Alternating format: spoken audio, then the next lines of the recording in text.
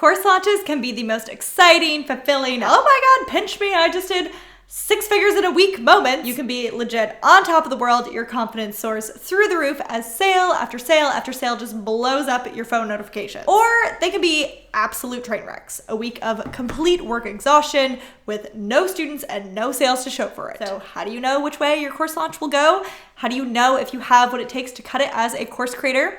Well, there's 2 ways to find out. One, watch this video all the way to the end as I share the most common mistakes that I see newbie course creators make so you can avoid those. And/or you can also take the shortcut with my quiz, Does my course have 6-figure potential, at pbcourses.com/potential, and it can also share the answer to that question with you.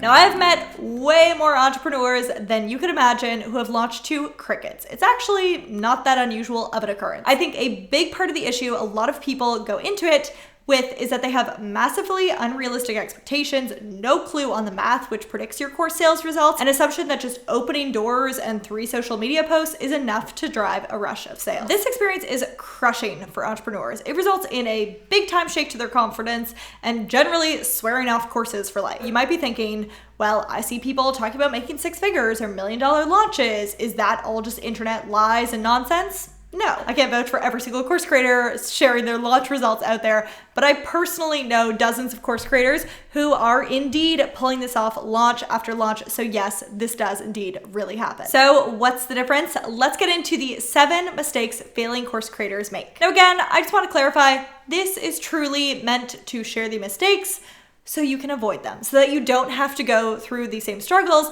and that you can go and launch properly from the get-go and have the results that you're hoping to achieve. So while I'm talking about kind of the Debbie Downer side of things that don't work, I hope that this shows you the things you should be doing instead. Mistake number 1 is launching without an audience, or similarly launching to an audience of only social media followers. Now, in all logical worlds, it makes sense. If you walk into a room that is completely empty and then you're like, buy my thing. The thing could be the greatest thing in the world, but if there's literally no one there to buy it, then it's kind of a problem. So we need to have an audience of people, a room full of people who are pretty interested in that topic in order to have any realistic chances of our course actually being sold and helping people. The most effective form of that audience room, I guess you could call it, is to have them on your email list. This is a really direct way to get in touch with someone. It's something that people tend to check every single day, and just in terms of, math of the internet, tends to convert the highest. On the other hand, social media followings, especially with the whole algorithm situation, sometimes you post something and even if you have 100,000 followers, wouldn't that be nice? Even if you had 100,000 followers, just a small fraction of them get it. Whereas when you send an email, it gets into people's inboxes. That's good. Whether or not they choose to read it is a different thing, and yes, that can be a real issue, but generally still, on average, conversion rates tend to be significantly higher for a room full of people on an email list versus a room full of people on social media. So when you go to launch your course, make sure you have built the audience beforehand, preferably in a place like an email list or a group of some sort, not so much just your followers on social media or even on your YouTube channel or your blog or whatever, because again, you need to be able to get messages, a lot of messages to these people in a short frame of time. And so it is important that you have them in a place where you can reach them very easily. Now, the next mistake that I see course creators make is they try to use affiliates and/or ads to make up for their lack of audience. Building an audience takes a lot of work, takes a lot of effort, takes a lot of time. And so people are just like, you know what? I'm just gonna not do that. And then they decide I can use other people's audiences. I'll just get affiliates, I'll give them a cut of the sale and that'll be perfect. Or I'll just run a ton of ads to my course launch, to my sales page, and then I'll get sales that way.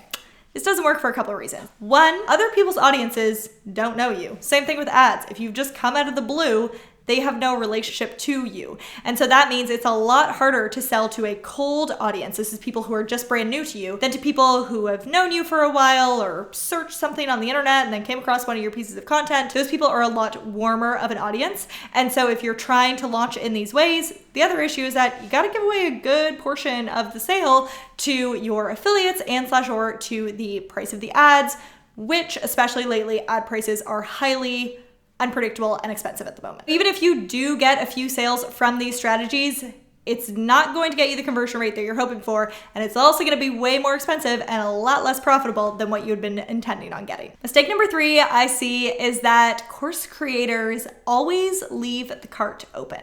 As much as I would love for it to be a different way, seems like people take action when they have to make a decision. That is what I've learned in all the ways that I've done courses in the past, when I've done just like, I have actually tested just leaving a course open so people can buy it at any point versus having open and close launches. Ironically, having it closed most of the year actually results in more sales. Now, the reason for this is if I go to your website, I see your course, it looks fantastic, it looks like exactly what I need, but oh, actually this week I'm really busy right now. And then next week I'm going on vacation, and then after that, this is happening. Maybe I should solve this other problem first. And so then I just keep being like, okay, well, I can get in later, so I'll do that later. And later sometimes means later, but sometimes means never, because it's gone and they've forgotten about it and they don't buy. So this is the reason it is fantastic to have open and close enrollment periods. I really personally do love giving my students lifetime access to the content so that no matter if they're ready to get started now, or no matter if they're going on vacation next week and therefore can't start for a couple weeks or something, they still have lifetime access. They can still take this and go through this or go back through this whenever works for them and whenever they're ready to do that thing.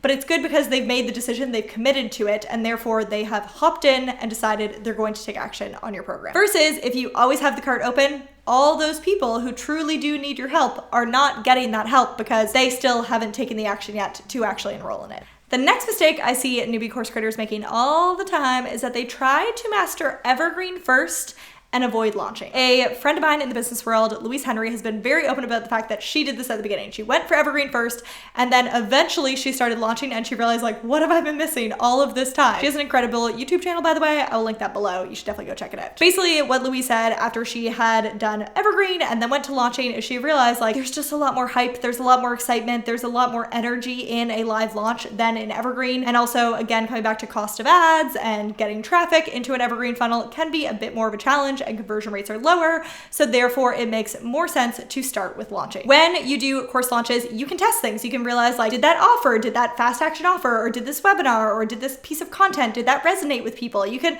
figure that out at the very beginning, and then you can tweak it, and so you can be like, okay, well, that offer didn't work, or that bonus wasn't so enticing to people, or this topic doesn't seem to interest people, and you can change it, and you realize because you have that live feedback. Whereas if you just put it into a funnel, you just kind of like drop it out there and you don't really know, like, what part of it is not working. I don't really know. Doing a few launches can be really helpful to nail your webinar, to nail your fast action bonuses, to nail whatever, all your messaging. And then you realize, okay, now I can put this on evergreen and now it will actually work. Mistake number 5 is lackluster launching. People go into their launches and there's honestly like very little to their launch plan. They go into it with no schedule or no launch game plan at all. And they just like pick some dates and they're like, yeah, I'm gonna launch then. And I'm gonna create some theoretical hype with no actual game plan of how that hype will be created or how that launch will build excitement. It can be really overwhelming in a launch. There is a lot going on and a lot happening and a lot of emotion. So if you just have a game plan of like, I need to be doing this today and that tomorrow and this and that, and you have the plan of what should be happening, you're so much more likely to follow through on it. Versus if you just had this hypothetical, like, I'm gonna launch on those dates and I don't really know what I'm doing, but I'll just like figure it out that week. Especially if you're not seeing the results that you want at the very beginning of the launch, it can be really, really difficult to get yourself to do the work, get creative and think about what should I be doing today to like build hype for this launch. If you haven't already figured that out beforehand, it can be really hard to do in the flow of it at the time. Similar to this issue, kind of the second half of this, is I also see a lot of course creators,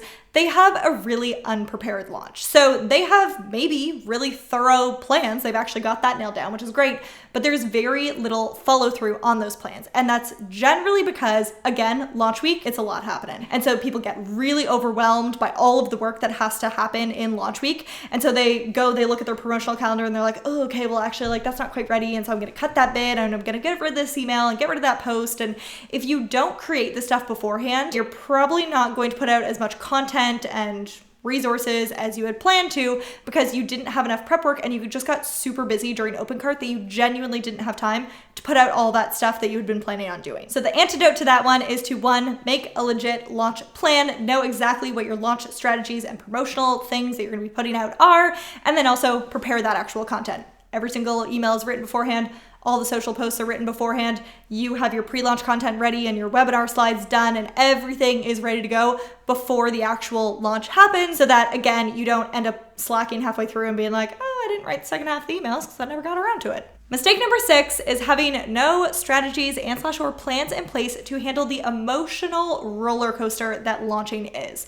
Launching is if I do say so myself, one of the hardest things emotionally I've ever had to handle in my life. You just have so many hopes and dreams and you put so much work into that thing, praying to God that it works. It's really hard to handle both the good and the bad. One time I had this launch just bust out of the gate with so many sales, like way more sales than I was used to. It just added so much pressure to me then. Then I just started having the opposite issue of like, not just like, oh my God, there's no sales, but like, oh my God, so many people are gonna take this thing. Like, I really hope it's good and I really hope they like it. And so either way, it can be an emotional roller coaster. So I want you to make a plan before the launch happens of the things that you need to do to make yourself calm and chilled out and in a good mindset and in a good flow during your launch so that you can handle the emotional roller coaster a little bit better. If the launch is not going the way that you wanted it to. The other problem with not being able to handle this is that leads to feelings of defeat, which then leads to defeated actions during your launch. So that means you had planned to show up for another day of Q&A, or you had planned to do some interview with someone, but because you feel so awful, you literally can't bring yourself to do it. So again,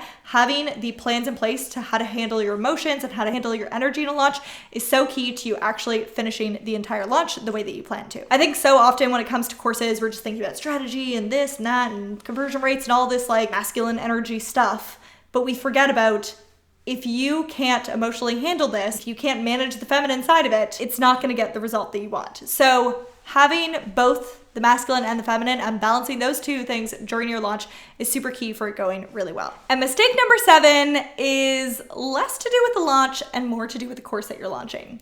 And that is course creators launch courses when they haven't done surveys or they haven't done any market research calls with their ideal clients beforehand. This leads to people launching courses that genuinely no one wants. Everyone always thinks when people say like, oh, you need to like be sure about your course idea. Everyone's like, oh yeah, I know my course idea. Like this is not gonna happen to me until it does happen to you. It is honestly extremely easy to mess this one up. I have totally done it myself and I will tell you that story. One time I launched a program that my audience totally was not ready for. They all wanted it, don't get me wrong, but they were not at the point yet where they were ready to take action on the content of the course. My mistake here was kind of 2 things. One, I could have solved this by creating content which would have attracted people at the right stage into my business, and or I could have created another program before that program, which would have gotten my people where they were at right now ready for the program which I wanted to be selling. There's 2 potential solutions to that. And again, this is really pretty common that people do this, is they create something which they're super thrilled about, but their people aren't quite at the right stage yet. All I'm saying with this mistake is that make sure you actually do your market research, do the surveys, do the market research calls. You shouldn't skip this and you shouldn't ignore this. While it's not a launch issue, it results in a launch issue, even though it was a course issue, if that makes sense. When course creators make these mistakes, launching can be a really unenjoyable experience. It's a week where you slowly but surely feel more and more awful about yourself and where your confidence is eroded and where you end up resenting your business and all of the work that you just put into the thing. But know that this is not the way it needs to be. Launching with a bang, doors opening, and 10 or 100 or even 1,000 sales all at once does indeed happen for the most successful course creators out there. It's just a matter of ensuring that you've taken the steps to set yourself up for success. So basically doing the opposite of everything that we've talked about today. And I want to let you know that the path to becoming a full-time course creator isn't actually as far off as you might think. It took me just 1 year to go from no course to full-time course creator, making multiple 6 figures a year. Insane up levels can happen really quickly in the online course world if you have the right ideas paired with the right strategy. My courses have generated a few million in sales at this point, and I shared the whole story of exactly how that works in this video on how to create your own course that sells. So definitely be sure to check out that video right after this one.